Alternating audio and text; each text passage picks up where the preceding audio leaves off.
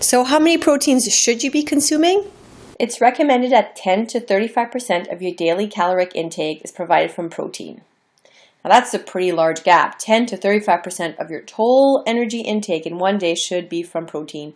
What value are you going to pick? Well, the value will depend on your level of activity. It's recommended that healthy adults consume 0.8 grams of protein per kilogram body weight every day. So figure out how much you weigh in terms of kilograms and multiply that value by 0.8. That's a healthy adult. That's someone who goes to the gym regularly, who has a job, who is relatively active. A pregnant woman should consume the same amount plus an extra 25 grams per day to supply the fetus. A power athlete. Now by power athlete I mean someone who's training regularly, every day or at least 5 times per week, breaking down those muscles because they're lifting the very heavy weight and hoping to rebuild that muscle mass. In that case, power athletes can consume anywhere from 1.6 to actually 3 grams of proteins per kilogram body weight per day. I'm going to 3 here because some of the literature varies between 1.6 and 3. Those consuming 3 grams per kilograms per day are working out consistently. They might be training for the Olympics in Olympic weightlifting, for example. They're breaking down a lot of muscle mass and need to rebuild them. They've also trained their body to use that amount of protein. If you decide to train really intensely, you don't need to jump right into consuming 3 grams of proteins per kilogram body weight because your body isn't able to process all that protein and will just end up storing most of it as carbohydrates or fats. Endurance athletes don't need as much protein because they don't have as much muscle breakdown, but they do need more than the healthy adult if, again, they work out regularly, aiming at improving performance, not just staying fit. It's recommended that they consume 1.2 to 1.6 grams of protein per kilograms body weight per day. Dietary sources of protein, well, there's nuts, there's legumes, there's beans, there's also meat products and animal products. The quality of a protein will vary on a few things. A, are they a complete or an incomplete protein? A complete protein contains all 9 essential amino acids. An incomplete protein contains just some of the essential amino acids. The digestibility.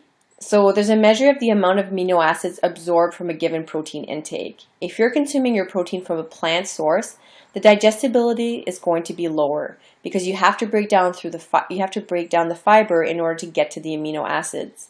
And the fiber isn't always broken down because they're held together with beta bonds, which your digestive system cannot break apart.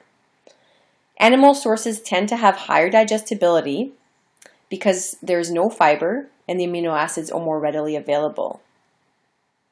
We can measure that with a biological value. A biological value is a measure of how efficiently the absorbed food protein is then converted into body tissue protein. Biological value is a percentage. The food that has the highest biological value would be an egg at 100. That means that 100% of the food's protein is then transformed into body tissue protein. If you don't consume enough protein, which is not common in North America, you can end up with marasmus or kwashiorkor. They're 2 forms of protein energy malnutrition. Kwashiorkor is kind of edema with maintenance of subcutaneous fat tissue. So that's when you have a moderate energy deficit with severe protein deficit, especially in light of increased needs due to infection or other diseases. Marasmus is a very severe energy and protein deficit. If you take too much protein, and that's more common in the North American diet, well, there are studies that link excess protein intake to cardiovascular disease and obesity.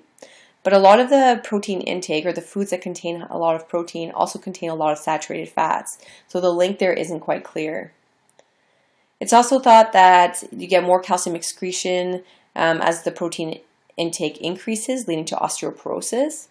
But again, there's a link between animal-based protein and animal-based fats and calcium excretion.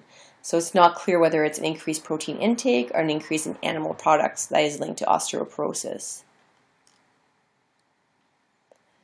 Excess protein intake have been linked to kidney disease, but that makes sense because if you consume too many proteins, proteins have to be broken down and nitrogen has to be excreted, being filtered through the kidney. And there's also an increased risk of cancer, but that's not completely proven. There's just a high correlation between increased protein intake and the risk of colon, breast, pancreas, and prostate cancer. Those cancers are also reduced when you have a higher consumption of fiber. Typically, foods with high protein intake have a low percentage of fiber.